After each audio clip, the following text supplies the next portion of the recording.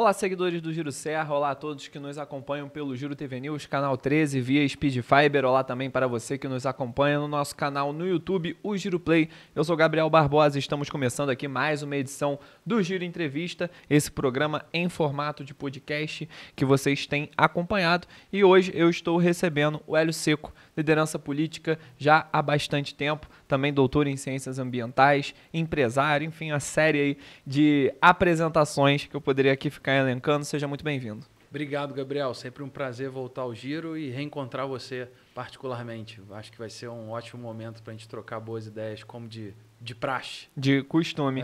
E acho que a gente poderia já, para quem não sabe, gente, o Hélio Secco, ele é vice-presidente estadual do Partido Novo, e acho que a gente pode já começar a fazer um panorama sobre as eleições municipais de 2024, principalmente no estado do Rio de Janeiro, né, sobretudo, que é o estado o qual você atua. Então acho que a gente pode começar por aí, né, o partido que ele teve toda uma ressignificação nessa eleição municipal, mudança de postura em alguns aspectos em relação às outras eleições. Então seria interessante você comentar um pouco disso. A gente pode separar em dois eixos principais, duas variáveis principais como variáveis explicativas para o resultado que foi colhido nessa última eleição municipal de 2024. A primeira eu diria que é o poder nunca antes visto, o peso, a influência nunca antes vista da máquina pública, ou seja, todos aqueles políticos que estavam em posse de mandatos, estavam exercendo mandatos, tiveram uma grande influência no resultado da eleição. Não somente os vereadores e prefeitos que vieram para a reeleição, o nível de reeleição confirmado nas urnas foi impressionante. Foi mais alto que em outras eleições. Mas também a influência das emendas parlamentares. Em menor grau, quando a gente fala de deputados estaduais destinando emendas para municípios, em parceria com vereadores e prefeitos, mas principalmente, em maior grau, sobretudo, nas emendas parlamentares federais. A gente sabe toda a discussão que teve anteriormente sobre orçamento secreto, que foi tão criticado pelo atual presidente da República durante os debates, durante a campanha presidencial, e que foi absolutamente turbinado depois de que ele entrou. Aquilo que ele criticava arduamente, veementemente, se tornou modus operandi habitual do próprio governo e elevado à 10ª potência.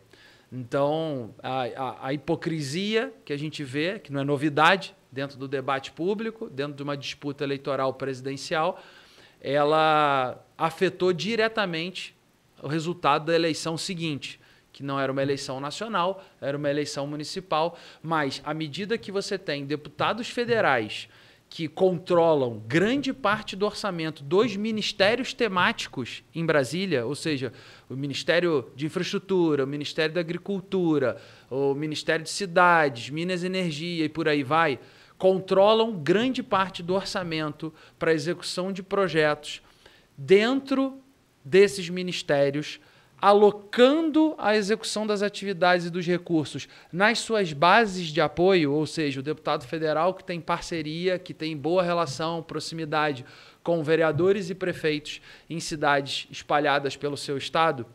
No caso aqui do Rio, são 92 cidades.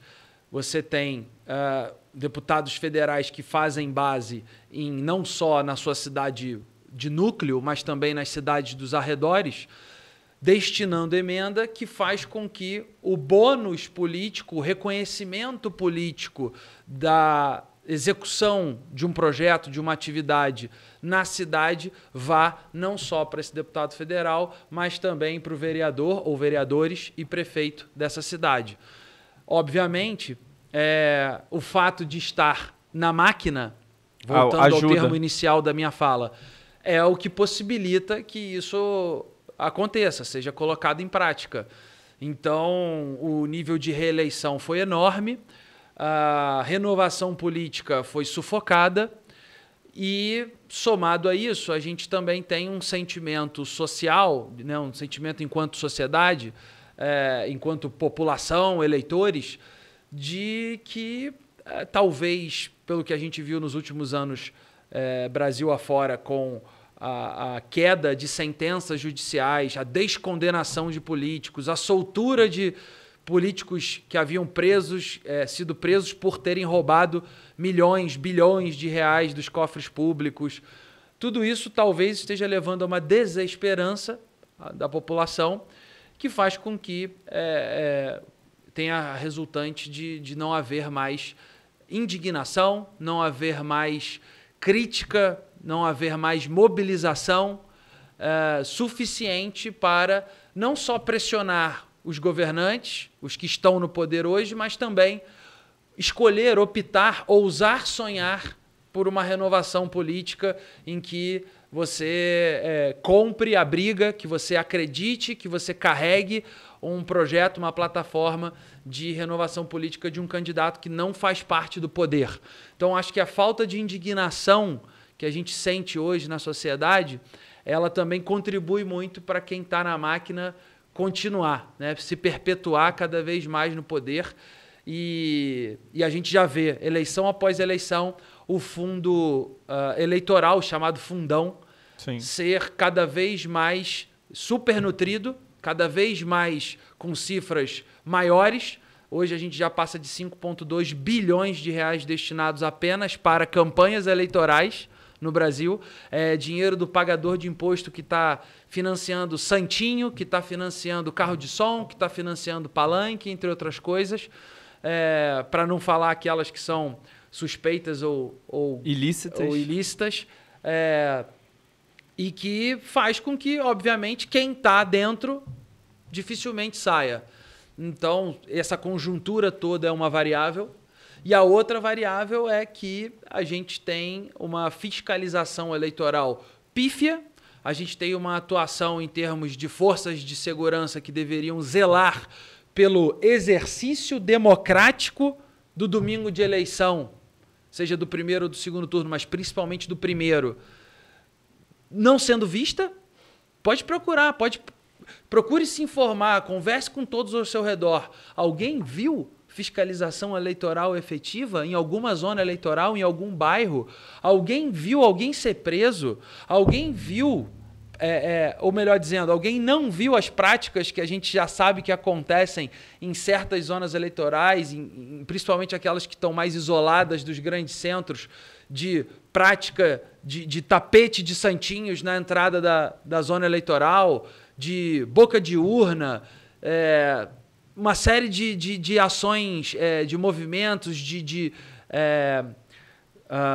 tratos em que se faz clientelismo, ou seja, torna o eleitor um cliente do Sim. político, a troca de votos por interesses pessoais e não interesses difusos da sociedade, democráticos. Então, assim, eu vejo que essa eleição municipal, ela escancarou, ela não demonstrou, ela não deflagrou, ela escancarou o que é uma compra de votos a partir do momento que você tem pouca fiscalização eleitoral, forças de segurança limitadas e fundo público sobrando, dinheiro público a rodo para todos os políticos, principalmente aqueles de partidos maiores e que estão no poder, se esbaldarem nas suas campanhas. Então, a desesperança, que eu já citei na variável anterior, somada a esse cenário, facilita muito para aqueles que são fisiológicos do poder e que vão fazer o que for necessário, custe o que custar, para se manter no poder e conseguir viabilizar seus interesses escusos. Ou seja, quanto custa um voto? Se você for para uma campanha limpa, um candidato eleito com uma campanha limpa, ou próximo de ser eleito, que tenha feito uma boa votação, ele vai ter um custo de campanha na sua declaração lá, qualquer um pode ver isso no portal DivulgaCan, procurar isso no TSE, quanto que foi a declaração de contas de campanha de cada candidato. Ele vai ter um custo por voto razoável, vai custar R$5 o voto, vai custar R$10, R$20, R$30, R$40 o voto, dependendo do candidato. Agora, quando você olha uma campanha que eventualmente gastou milhões ou mais de 1 milhão e fez 1.000 votos, você tem que suspeitar. Quando você faz uma campanha que se aproxima do 1 milhão e fez menos de 1.000 votos, você tem que suspeitar. Tem coisas esquisitas aí. Não dá para se dizer categoricamente, tem que ter uma prova para se acusar, claro. Mas, no mínimo, uma suspeita. Então, assim, o que eu vi de cidades do interior... Petrópolis eu não vou dizer no mesmo nível, porque Petrópolis já não é uma cidade tão interiorana assim, sim, e tão pequena assim. Se você comparar com a média do estado do Rio, Petrópolis é até uma das maiores cidades, sim, do interior. Cerca apesar dos petropolitanos não acharem. Sim. Né?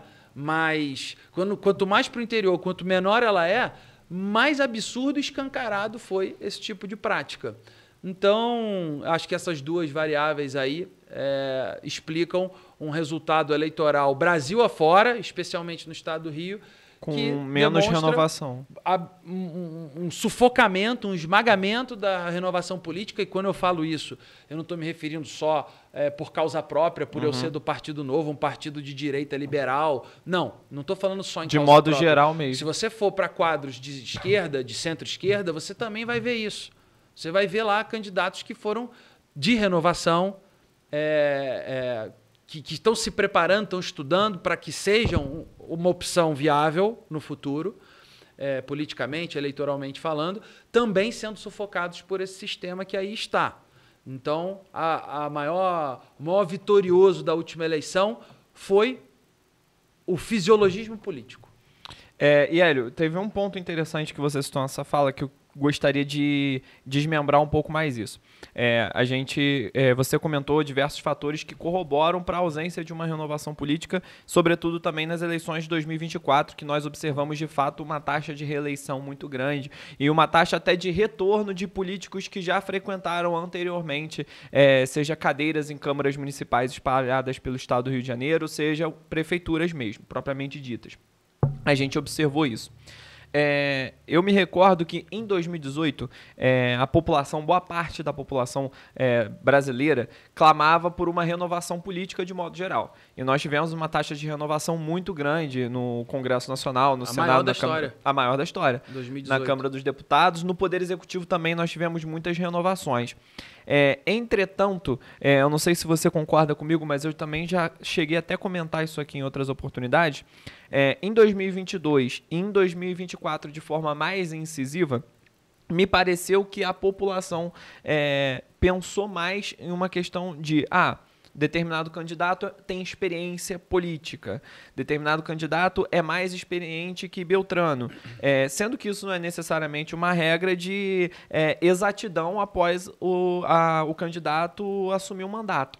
Mas eu observei muito isso e cobrindo as eleições também, tanto a de 2022 quanto a de 2024, as pessoas notadamente clamando um pouco mais por experiência. Então houve uma mudança de panorama, sendo que em 2018 nós tivemos uma taxa de renovação muito grande, as pessoas clamando mais por renovação. Eu ouvi muito esse discurso por parte da população, inclusive, não sei se você concorda comigo. Não, eu concordo. 2018 havia um sentimento inegável de renovação, muito em função do lavajatismo. Sim. A gente vinha de anos em que a ex-presidente Dilma Rousseff foi empichada, sofreu um processo de impeachment, a recessão econômica era maior, né, nunca antes vista, taxa de desemprego nas alturas, problemas graves socioeconômicos que culminaram com um clima político favorável ao impeachment. Mas a gente tem que lembrar que ela também pagou um preço do histórico do governo petista na presidência da República que gerou, ou pelo menos alavancou o tamanho do problema para aqueles que dizem que isso já acontecia antes, mas as cifras, a escala praticada foi inédita, revelada, que vem desde o mensalão até o petrolão. Então, quando você vem escândalo atrás de escândalo de corrupção, denúncias, apurações, mais de 5 bilhões de reais foram devolvidos na Operação da Lava Jato, em função da Operação Lava Jato. Imagine o que não foi devolvido. Nós estamos falando de 5 bilhões de reais. É inacreditável. Assim, imagine os caixas daqueles que estavam envolvidos, como não foram forrados de dinheiro público desviado, não só para benefício próprio, enriquecimento ilícito, mas também, quem sabe, até para garantir campanhas políticas futuras. Quanto que não se fez através da Petrobras, através do aparelhamento da Petrobras, que é um patrimônio brasileiro, né? Uma empresa que foi vanguardista na exploração de petróleo no fundo do mar, desenvolvedora de tecnologia e inovação, e que simplesmente perdeu drasticamente sua eficiência, sua credibilidade, quando a gente viu ela ser aparelhada politicamente pelo PT e seus aliados e desfrutar, assim, do dinheiro de projetos, de contratos em que a empreiteira executava a obra e uma parte do dinheiro que ela recebia para executar essa obra era desviado. Então, assim, isso tudo, lavajatismo, escândalos de corrupção, impeachment da Dilma, isso era um caldeirão cultural, um sentimento de sociedade que gerou aquilo. Em 2018 você teve uma renovação de, se eu não me engano, agora eu não lembro o número exato, mas eu acho que foi tipo entre 50% e 60%, foi mais ou menos nessa faixa, de renovação na Câmara dos Deputados. Então, assim, nós estamos falando de metade das cadeiras trocadas. E os governadores, né? A gente teve o fenômeno Zema em Minas Gerais, o fenômeno Dória em São Paulo, o fenômeno Witzel no Rio, sem entrar no mérito de quem é melhor e é pior, sem entrar nesse mérito. Mas eram outliers, eram pessoas que não eram vistas na política. E nem como opções viáveis no início da eleição. E o fenômeno Bolsonaro, que foi eleito, também, apesar de ser parlamentar há 28 anos, se vendeu, né, em termos de marketing, como outsider. Então, ele surfou nesse sentimento também e aí propiciou isso que você ilustrou. 2020 e 2022, eu concordo que a sociedade deu uma guinada ao centro no sentido de jogar seguro. Vou com um fulano que eu não sei se ele é limpo, mas eu sei que ele entrega, que ele faz obra, que ele faz melhorias, que ele melhorou alguma coisa específica na minha vida, na minha rotina. Concordo que teve um pouco disso já em 2020, ainda com um resquício do sentimento de 2018, porque ainda teve uma boa dose de renovação na eleição de 2020. Daí 2022 realmente é uma vitória dos quadros políticos tradicionais, essa é a leitura de 2022, a retomada de quadros políticos tradicionais, em geral no Brasil, e no caso da presidência da República, um plot twist digno de cinema, em que o Lula era presidiário, condenado por corrupção em N processos, e aí decidem que a vara adequada para o processo não era Curitiba e, consequentemente, não podia ter Sérgio Moro, não podia ter Lava Jato e tudo mais. Então, então tem que mudar, tem que ser Brasília, e zera tudo. E desfaz tudo, e a reboque a gente vem com uma série de políticos sendo soltos também, como é o caso de Sérgio Cabral, Pezão, Eduardo Cunha, entre outros que não vale a pena nem citar aqui. Mas que eu tenho certeza que a maioria dos cidadãos do estado do Rio, os fluminenses e também cariocas, principalmente na capital, sabem muito bem. Então, acho que tem disso que você falou, porém, já vejo uma outra tendência agora de 2024 para 2026.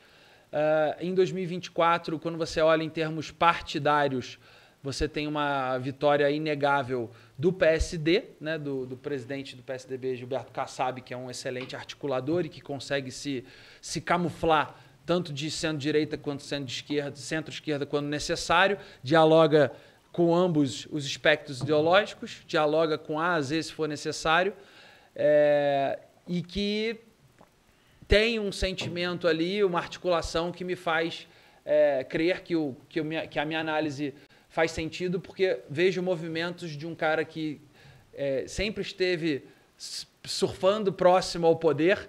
Quem estava vitorioso normalmente tinha vitorioso ao lado Gilberto Kassab e companhia. Então, assim, acho que ele não cola, não faz, não se movimenta se não sentir que esse é o termômetro político de momento, e ele vem fazendo o que eu acho que faz sentido, que é a sociedade está se saturando cada vez mais. Isso não é um processo abrupto, ele é gradativo, mas está se saturando cada vez mais. Do processo político de modo geral. Do processo político estridente, Entendi. do esgarçamento social que o processo político ocasiona. Ou seja, briga entre familiares, briga entre amigos de longa data, sentimento de ódio gratuito em situações do dia a dia, porque um só gosta por meras do Lula, o outro divergências, gosta do Bolsonaro, esse tipo de coisa. Há um esgarçamento, uma fadiga social no ar, eu acho. E... Bom, hoje o Bolsonaro é inelegível, no Brasil até o passado é contestável, mas por isso não dá para contar que ele estará inelegível em 2026, a gente não sabe se vai acontecer, mas a gente tem hoje um ex-inelegível, ex-presidiário na presidência, que está fazendo um governo ruim, cada vez pior, economicamente falando isso é inegável, e a tendência hoje é uma piora para esse ano, com inflação, taxa de juros, tudo isso que todo mundo está sentindo no bolso. Você mesmo sabe muito bem do preço dos ovos ultimamente. Então, para quem não entendeu a piada, dá uma olhada nas redes sociais dele para entender o vídeo que ele fala sobre isso. Mas, e um ex-presidente inelegível que está em busca de salvamento e volta ao poder novamente. Que ambos se alimentam desse sentimento. Um se alimenta do ódio, da rejeição ao outro. Um sem o outro não vai prosperar. O Lula sem ter o Bolsonaro como adversário não é tão forte quanto o Lula sozinho sem o Bolsonaro na disputa. E o Bolsonaro não é tão forte se não tiver o Lula na disputa igualmente. Então acho que esse sentimento está acontecendo. Prova disso é uma eleição de 2024 em que partidariamente, para além dessa questão do fisiologismo político, que é o maior vencedor, quando você vai para uma análise partidária, você vê que os maiores vencedores são partidos de centro e principalmente o PSD. PT absolutamente mal, derrotas acachapantes, Brasil afora, e o PL muito abaixo do que se esperava, tendo o baluarte do presidente de honra ser o Jair Bolsonaro. Enfim. Então, acho que para 2026 a gente tem uma tendência de uma eleição em que o Lula vem, como nunca antes esteve, enfraquecido, se é que vem, do ponto de vista de saúde, e com uma janela de oportunidade, caso o Bolsonaro siga inelegível, para que a gente tenha uma oportunidade de renovar a presidência, de arrefecer os ânimos de ódio. Polarização ela é normal. Já tinha PT e PSDB no passado. Mas uma polarização menos insana. Menos ofensiva também. Então, acho que vai ter uma janela de oportunidade aí para outros presidenciáveis, como, por exemplo, Romeu Zema, Caiado, Ratinho Júnior, Eduardo Leite, quem quer que seja. Ainda não sabemos quem vai tracionar. Falam-se até também do Rodrigo Manga, prefeito de Sorocaba também. Esse eu desacredito totalmente, mas acho que o Tarcísio, governador de São Paulo, que estava se preparando para 2030, pode acabar antecipando para 2026, se esse cenário se perpetuar. Afinal de contas, ele consegue agradar da direita até o centro, às vezes até beirando a centro-esquerda. Ele tem um tom de moderação, ele tem um tom técnico. Está no PSD, aliás, dizem que está comprometido a ir para o PSD, né? Não sei se vai mesmo, mas é o que se fala aí nos bastidores da política, com Gilberto Kassab, secretário, junto, próximo dele. Então, acho que pode ser talvez uma oportunidade para ele. Eu, particularmente, torço muito para que enxerguem o que o Zema trouxe de bom para o estado de Minas Gerais. Não é só porque ele é do meu partido novo, mas porque, de fato, é uma reconstrução que ele fez ali depois de anos e anos do PT e Fernando Pimentel, que arruinaram o Estado, contas públicas absolutamente destruídas, sem dinheiro para investimento, estradas sucateadas, famosas no Brasil afora pelo sucateamento, salários de servidores, professores, bombeiros e policiais, entre outros, atrasados, 13º sem receber. Enfim, ele conseguiu botar a casa em ordem em 4 anos, conseguiu investimentos enormes, trouxe empreendimentos privados que não existiam em Minas Gerais para Minas Gerais, fábrica de Heineken, galpão de Mercado Livre, empresas estrangeiras de diferentes setores. Conseguiu botar as contas minimamente em ordem, está renegociando a dívida histórica. A tragédia de Brumadinho, vocês lembram, caiu no colo dele com pouco tempo de governo. Ele soube gerir muito bem, foi muito competente na gestão disso, apesar de todos os problemas que as empresas por trás da tragédia também eram responsáveis e tinham que responder por isso na justiça, mas do ponto de vista do poder público conduziu muito bem, trouxe um legado para Minas Gerais com tudo isso. Então acho que ele tem a figura de alguém que sabe consertar problemas e estados deficitários e quebrados, principalmente com esse exemplo que ele traz de uma gestão pós-PT caótica e que ele coloca a casa em ordem. Eu acho que é exatamente isso que o Brasil precisa em 2026. Mas, enfim, é dessa forma que eu vejo o cenário nacional. E, se você me permite, queria também trazer aqui um comentário sobre o cenário petropolitano, né, da última eleição, que eu também acompanho. Eu ia te perguntar disso agora, inclusive. Fala. Eu até aproveitar que você falou sobre Brumadinho também, que aí eu já ia emendar esses dois ganchos. Falar um pouquinho sobre essa questão relacionada a Petrópolis. A gente até vivenciou uma troca de governo agora, né? E hoje, inclusive, quando eu entrevistei todos os candidatos à Prefeitura de Petrópolis, vocês também podem observar essas entrevistas, enquanto eles ainda eram candidatos, eu os questionei, sobretudo, sobre a questão das mudanças climáticas e a questão envolvendo calamidades públicas em virtude das chuvas, porque, de fato, é o assunto mais importante a ser debatido em Petrópolis desde a tragédia de 2022. Deveria ser desde a tragédia de 2011, né, o assunto a ser lembrado e dito constantemente, mas ganhou mais ênfase com a tragédia de 2022, que virou uma tragédia de calamidade nacional a ser repercutida de forma nacional. Então, acho interessante a gente falar um pouco sobre isso, sobre essa questão tanto política, mas também principalmente sobre essa questão de desastres naturais, até porque você também é especialista nessa área e pode citar um pouco sobre isso. Eu acho que isso, inclusive, foi um dos temas, uma das pautas mais importantes na última eleição municipal. Eu lembro de uma pesquisa que ocorreu poucos meses antes da eleição, em que haviam 3 temas principais falados pela população que eram importantes para a tomada de decisão do voto, a escolha do candidato.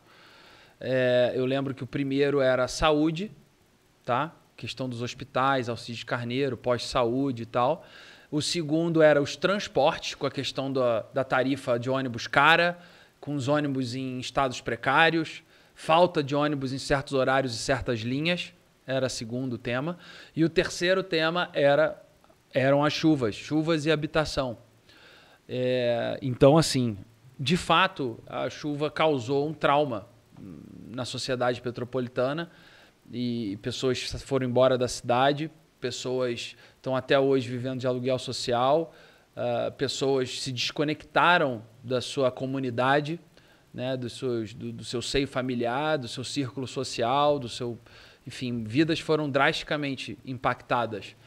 Por isso, nós tivemos aí, se não me falha a memória, mais de 280 mortes, né, em 2022, se eu não me engano. Se contar fevereiro e março. Isso.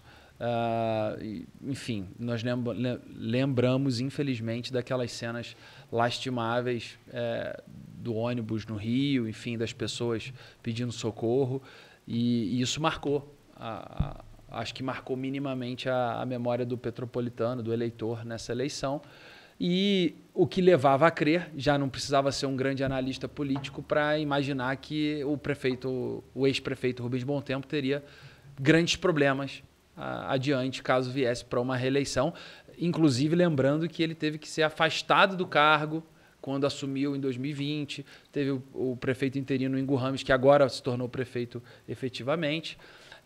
Então, assim, ele já tinha um desgaste daquela época e ainda teve a questão das chuvas que ele conduziu, na minha opinião, muito mal, batendo cabeça com o governador em meio às pessoas morrendo e todo aquele caos. Acho que depois, no pós-chuvas, né, de abril em diante, a recuperação da cidade foi muito lenta, muito lenta. Eu lembro de ter passado, lembro bem, assim, 1 ano após as tragédias. Aí você passava na cidade e ainda tinha obra inacabada. Você passava em alguns lugares e sentia que ainda não tinha sido devidamente atendido. É inacreditável que se demore tanto tempo. Você vê, por exemplo, o que aconteceu em São Sebastião, em São Paulo, que foi uma tragédia de proporções menores mas comparáveis. Em número de mortos, né? E menores também em número de pessoas a serem atingidas, mas em acúmulos pluviométricos passou a cidade de Petrópolis como o maior índice de chuva da história do país, né? Petrópolis até então, no dia 20 de março, era o maior acúmulo pluviométrico da história, 512 milímetros, e aí depois São Sebastião passou isso, se não me engano, para 686 milímetros de chuva. Então, assim, eu trouxe esse exemplo, muito bem lembrado por você, esses detalhes, só para dizer o seguinte, lá os caras conseguiram em 6 meses, talvez eu esteja errando em alguns meses, talvez 8, mas digamos 8. Em 8, 9 meses, eles conseguiram entregar habitação, condomínio em padrão excelente para todas as famílias que foram atingidas. E uma articulação onde diferenças políticas, ideológicas, partidárias foram colocadas de lado entre Prefeitura de São Sebastião, Governo do Estado e Governo Federal. Você viu no ápice daquela tragédia, em São Sebastião, você viu, por exemplo, o Tarcísio e o Lula trabalhando lado a lado para resolver o mais rápido possível. E você não viu isso acontecer aqui em Petrópolis em 2022, até porque o prefeito Rubens Bontempo fazia questão da cidade ser palanque do candidato Marcelo Freixo. E o governador de mandato, Cláudio Castro, vinha para a reeleição. Eu lembro bem disso porque eu fui candidato a vice-governador pelo Novo junto com o ex-deputado federal Paulo Ganimi e a gente acompanhou isso tudo. Inclusive o Novo, na época, tentou destinar recursos do fundo, tanto partidário quanto eleitoral, que teria direito, de alguma maneira, para acudir, para atender, socorrer a cidade de Petrópolis. E foi negado, foi embarreirado pelos outros partidos na Câmara dos Deputados em Brasília, que obviamente não queriam abrir o precedente de um partido destinar a verba de campanha ou verba para a manutenção do próprio partido para ajudar em uma causa humanitária, social e tudo mais, e isso abriu um precedente para que todos fossem pressionados a fazer o mesmo. Então foi embarreirado isso na época. Mas enfim... Então, o Rubens Bontempo já veio num desgaste que não era recente, né? Ele já vinha num desgaste de longa data. E, convenhamos, né? Muitos mandatos nas costas. Isso, o próprio fato de ser prefeito, muitas vezes, gera desgaste, gera rejeição. Isso é natural para quem está no poder também. Então, estava evidente que seria uma eleição difícil para ele. Estava evidente. Mas não esperava-se.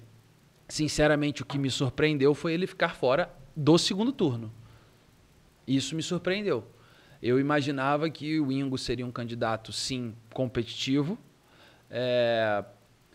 porque já tinha sido um prefeito interino em que, comparado ao que tinha vindo antes, era bem avaliado. Já tinha sido presidente da Câmara, já tinha anos e anos de experiência como vereador e estava se preparando há muito tempo para esse momento, né? Tinha uma candidatura forte, com muito recurso, uma estrutura forte de campanha, muitos partidos coligando. Então, o Ingo estava colocado, estava bem posicionado. Enquanto que o que foi realmente surpreendente foi ver que o Yuri Moura com o PSOL, né? Um candidato mais da esquerda da cidade, né, o maior esquerdista da cidade, digamos assim, em termos de tons de espectro ideológico, né? Quando a gente pega ali, você pode categorizar o Rubens Bontempo como alguém de centro-esquerda, né? Mas o Yuri estava bem mais à esquerda que ele, jovem, tudo bem que já tinha sido candidato antes a prefeito, já tinha sido vereador, deputado estadual. Até hoje é o vereador mais votado da história da cidade. Foi muito bem votado quando foi vereador, mas vindo pelo PSOL com uma persona política tão à esquerda, realmente surpreendeu, não só a mim, mas acredito que a muitos, ter ficado à frente do Rubens Bontempo. Lembro, inclusive, de ver nas redes sociais uma disputa entre Rubens e Yuri de lideranças da esquerda para apoiar um ou outro. Então, assim, quem apoiou quem? Você olhava lá, Freixo, Jandira, Molon, Eduardo Bandeira de Melo, Benedita. Você ia olhando assim quadros tradicionais da esquerda do estado do Rio e havia quase que uma disputa ali 1 a 1 entre quem vai apoiar ou o Rubens ou o Yuri. O Yuri seria, então, supostamente o futuro da esquerda da região serrana e petropolitana, enquanto que o Bom Tempo era a tradição, né? Conhecia todas essas pessoas, todos esses quadros próximos dele. Nós tivemos um candidato aqui, o Partido Novo, o Dr. Santoro, que fez uma candidatura que tinha uma certa intenção de rivalizar, polarizar com a da esquerda do Yuri, que o Yuri estava mais à esquerda, então precisava de alguém mais à direita do Ingo, e aí foi meio que essa estratégia, né? Ele emulou um discurso que ele tem facilidade de carregar esse discurso pela formação que tem, mais conservador, mais à direita, e fez o que foi possível, fez uma campanha muito digna, o que estava ao alcance dele, ele fez e fez com maestria, diante das escassas ferramentas que ele tinha à disposição. Fez ali seus 2,6%, se eu não me engano, agora não lembro o número exato, e talvez tenha sido isso determinante para o Ingo não liquidar a fatura ainda no primeiro turno, né? Porque o Ingo ficou ali quase... Faltou 0,06%. Talvez esses votos seriam do Ingo se não fosse o Bernardo Santoro, mas... Enfim, cumprimos nosso papel de acrescentar ao debate público, falar de concessões, falar de parceria público-privada, falar de privatização, falar de gestão técnica independente e autônoma dos órgãos de fiscalização, quadros técnicos na prefeitura, transparência e governo digital. Tudo isso foi colocado à disposição do debate público para a população. E que sirva talvez um pouco de inspiração, pelo menos parte desse plano de governo, para o próprio Ingo, que a gente, apesar de ter caminhado separadamente na eleição, a gente torce para que faça uma ótima gestão e estaremos à disposição sempre para contribuir com a cidade, com boas ideias e também fazendo nosso papel de fiscalização independente. Quando acertar, terá nosso apoio e nosso reconhecimento. Quando errar, terá nossa crítica e nosso posicionamento. Assim que deve ser, eu acho, uma política... legítima, democrática e sem interesses escusos, né? Acho que ninguém está aqui para torcer contra o governo, está aqui para fazer com que as críticas, as pressões, os diálogos possam ser sempre na direção de fazer o melhor para a cidade com base no que a gente acredita, com base nos dados e evidências que a gente leva em consideração, né? E Hélio, uma situação que eu gostaria de falar bastante, você fez toda essa análise aí referente à política, falou um pouco também sobre essa questão envolvendo de fato chuvas e moradia, e adentrando um pouco mais nesse assunto, hoje eu já cheguei a comentar isso com você em outras oportunidades, comentei também em outros podcasts aqui, que muitos petropolitanos não se sentem seguros para viver em Petrópolis.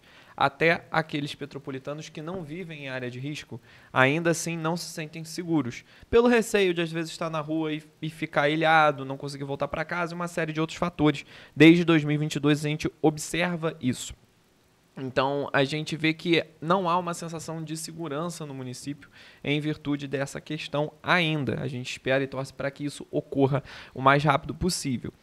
E, além disso, além de não haver essa sensação de segurança em virtude das chuvas e tudo mais, a gente também reconhece que muitas pessoas têm cada vez mais saído de Petrópolis, não só devido, obviamente, à questão da chuva, que é uma das principais, mas também muitas pessoas deixando o município pela baixa oferta de empregos, que também foi impactado diretamente o setor empresarial em virtude das chuvas.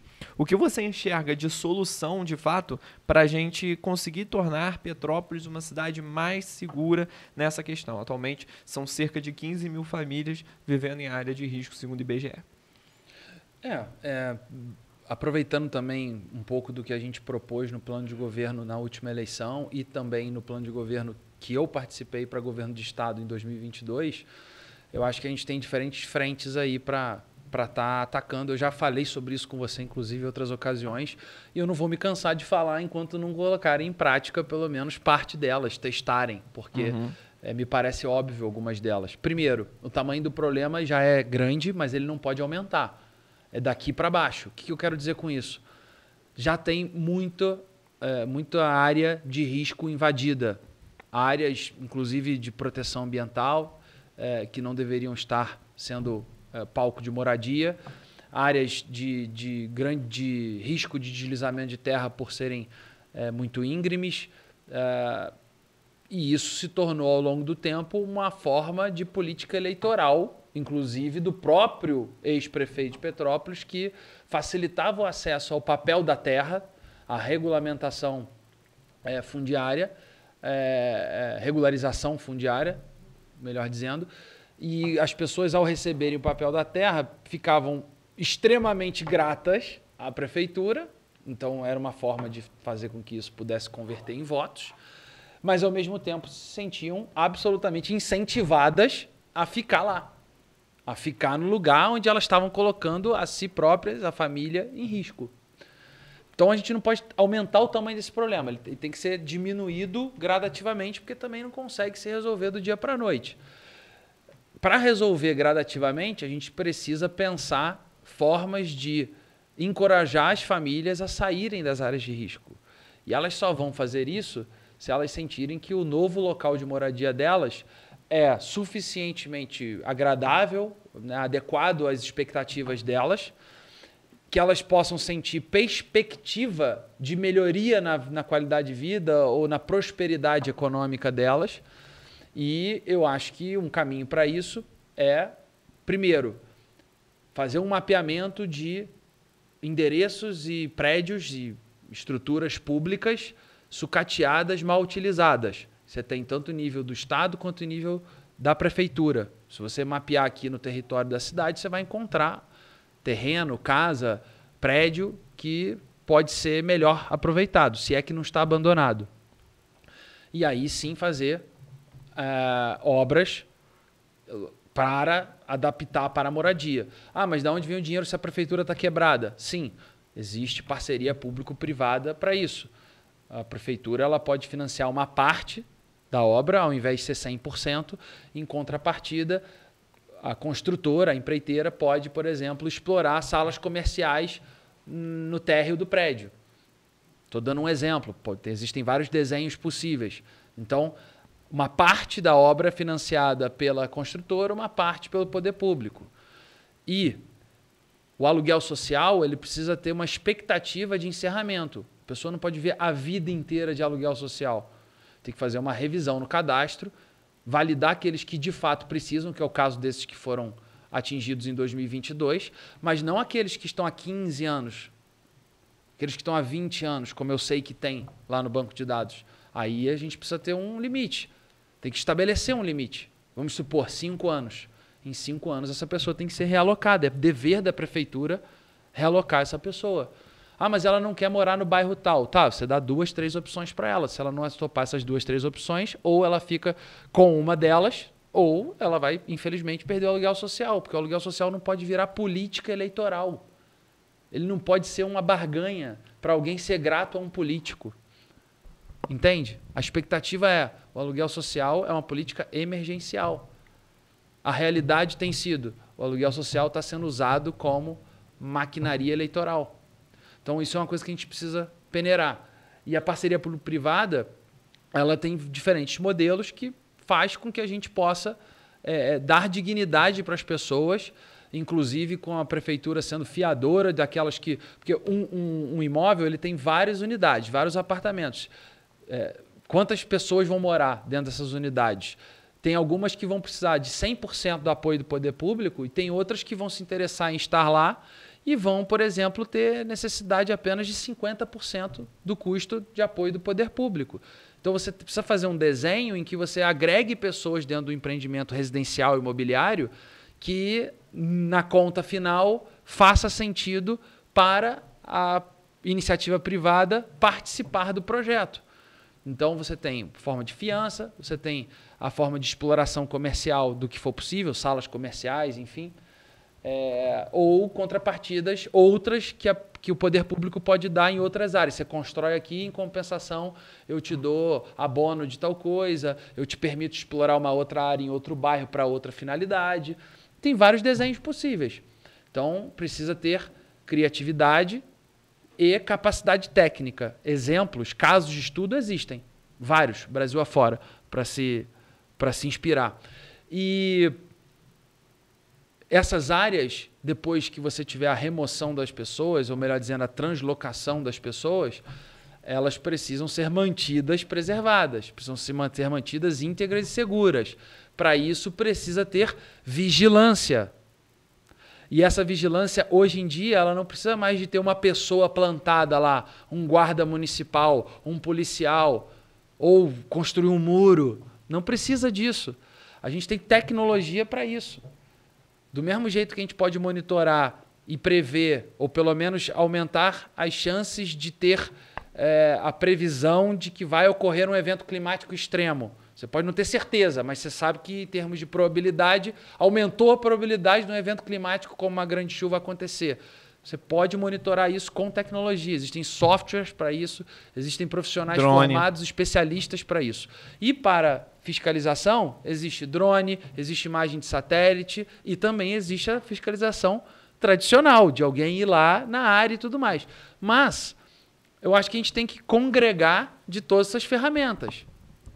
A gente não pode usar apenas do tradicional e fazer com que a lei seja cumprida, porque não precisa reinventar a roda. Existe lei que diz que em tal área não pode ser construído, tal área não pode ser ocupada. Por quê? Porque é uma área de preservação permanente. É uma, vamos supor, APP, que é uma área associada a faces de montanha com uma angulação maior do que 45 graus. Então, por que a gente não cumpriu a lei? Não cumpriu o Código Florestal ao longo do tempo? Vamos retomar isso. Agora, volto a dizer, isso não é uma questão só ambiental, só climática, só habitacional, só econômica. É tudo isso junto. Por isso precisa ter gente com capacidade técnica e formações interdisciplinares participando. Hélio, antes da gente encerrar, eu só queria, antes de fazer aquele joguinho que vocês já estão acostumados, que a gente sempre faz aqui no programa, aquele bate-bola, que eu sempre falo aqui, eu brinco que eu ainda não encontrei um nome melhor para o quadro, então por enquanto é esse. Que você falou a questão lá dos ovos, se eu não soltar um lá ele aqui, eu não vou conseguir terminar esse podcast em paz. Eu tô aqui pensando o tempo todo, enquanto ele tá falando, que ele falou, não, porque o Gabriel conhece muito bem os ovos, eu não soltei o lá ele na hora, então eu tinha que soltar em algum momento, eu fiquei aqui, caramba, cara, eu tinha que ter falado lá ele naquele momento, enfim. Bom, nosso joguinho é o seguinte, eu falo algo e você tem que responder em uma palavra, nós temos 5 tópicos, tá bom? Uma comida. Estrogonofe. Olha, gente, o estrogonofe agora definitivamente empatou com a feijoada. 3 pessoas já falaram feijoada, o estrogonofe acaba de empatar. Uma música. Nossa, são tantas. Sujeito de sorte, Belchior. Um ídolo. De qualquer coisa? De qualquer coisa, o que você quiser. Da vida, do esporte, da política, de tudo.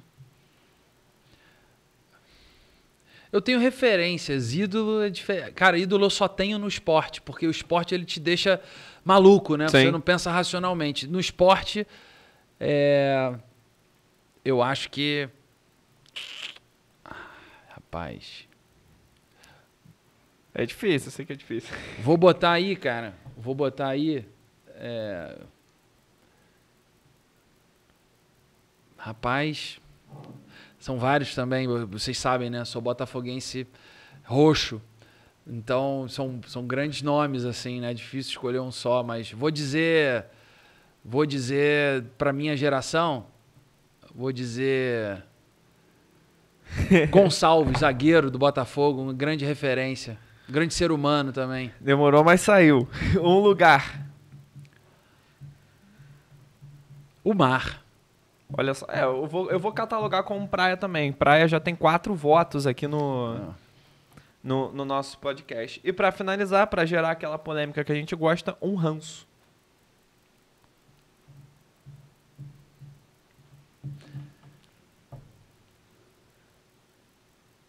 Tem um pu na tela. Um ranço. Socialista de iPhone.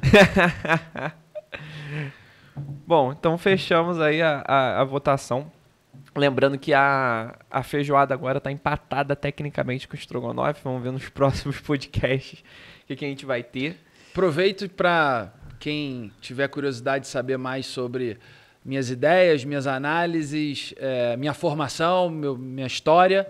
Sigam lá nas redes sociais, Instagram, @seco.helio, seco com 2 Cs. Nessa barrinha cinza aí que está passando na tela, vocês conseguem ler também o Instagram do Hélio Seco. Então, quero te agradecer muito pela sua presença, pela sua participação. Você já falou das redes sociais, mas se você puder dar um breve recado em 1 minuto, assim, para todo mundo que está nos acompanhando. Bom, primeiro agradecer ao Giro mais uma vez, ao Gabriel, um amigo querido. A gente sempre conversa sobre política de forma espontânea, né? E aí, às vezes, a gente deixa de fazer isso na frente das câmeras e gerar conteúdos que talvez agradem, talvez interessem a mais pessoas. E quando junta política pública, gestão pública com assuntos relacionados à minha formação ambiental, né, enfim, urbanística, climática, que são coisas que me movem, aí então não vai faltar vontade, não vai faltar prazer em estar aqui falando sobre isso. Então, agradecer enormemente o convite e dizer para as pessoas que 2026 é uma oportunidade, eu acho, para o Brasil, para o estado do Rio, mais uma vez, para a gente tentar novamente dar um salto enquanto sociedade, como a gente, no Brasil, a gente infelizmente tem a maior parte do tempo, né, se você pensar assim em termos de constância, o Brasil vem piorando de pouco em pouco, piorando de pouco em pouco, piorando. De repente, tem uma janela de oportunidade, um governante específico que faz algo que estava latente de ser feito há muito tempo. Aí dá um salto. E aí, depois desse salto, volta a ficar piorando, ano após ano, piora de pouco em pouco. E aí, depois alguém dá outro salto. Eu vejo o Brasil assim, vejo o estado do Rio assim também, porém a curva do estado é bem mais íngreme e negativa, no caso do estado do Rio. E eu acho que é uma oportunidade, eu acho que a gente tem que refletir sobre isso. Não adianta esperar novidades, esperar melhorias tendo as mesmas práticas de sempre. Acho que eu encerro com esse recado. Perfeito, Hélio. Então, te agradeço novamente pela sua participação. Gostaria de agradecer a audiência de todos que estiveram conosco em mais essa edição do Giro Entrevista. Lembrando, um recado que eu sempre deixo aqui, eu tenho deixado em todas as edições. Você que está nos acompanhando pela TV aqui pelo canal 13, via Speed Fiber, Giro TV News, e por um acaso chegou no meio da nossa conversa ou chegou já no final com o programa acabando, saiba que esse programa aqui ele será reprisado durante a semana, durante a próxima semana na programação da televisão, mas em horários alternados. Mas se você quiser acompanhar de fato essa entrevista na íntegra novamente, você que chegou agora, você pode acessar o nosso canal no YouTube, o Giro Play. Lá a gente está postando todos os conteúdos referentes a este programa. Inclusive, é bastante simples, você pode acessar a playlist que nós temos lá no YouTube, Giro Play, a playlist Giro Entrevista. E lá tem todos os episódios que já foram ao ar. Então, se você está assistindo na TV, chegou na metade do episódio, chegou no final do episódio, enfim, e queria acompanhar um pouco mais, queria saber todos os assuntos que foram aqui debatidos e elencados na nossa conversa, você pode, então, acessar o nosso canal no YouTube, no Giro Play. Então, no mais é isso. Lembrando, caso você queira mandar alguma sugestão, algo assim, as nossas redes sociais estão disponíveis. Qualquer coisa relacionada a isso que você queira falar e comentar conosco aqui para a gente estar aproveitando no nosso programa, no nosso querido Giro Entrevista. No mais é isso, quero novamente agradecer ao Hélio Seco, agradecer a audiência de todos que estiveram conosco em mais esta edição do Giro Entrevista, que vai ao ar oficialmente toda sexta-feira, 8 horas da noite, aqui no Giro TV News, canal 13, via Speed Fiber. Eu sou Gabriel Barbosa e até a próxima.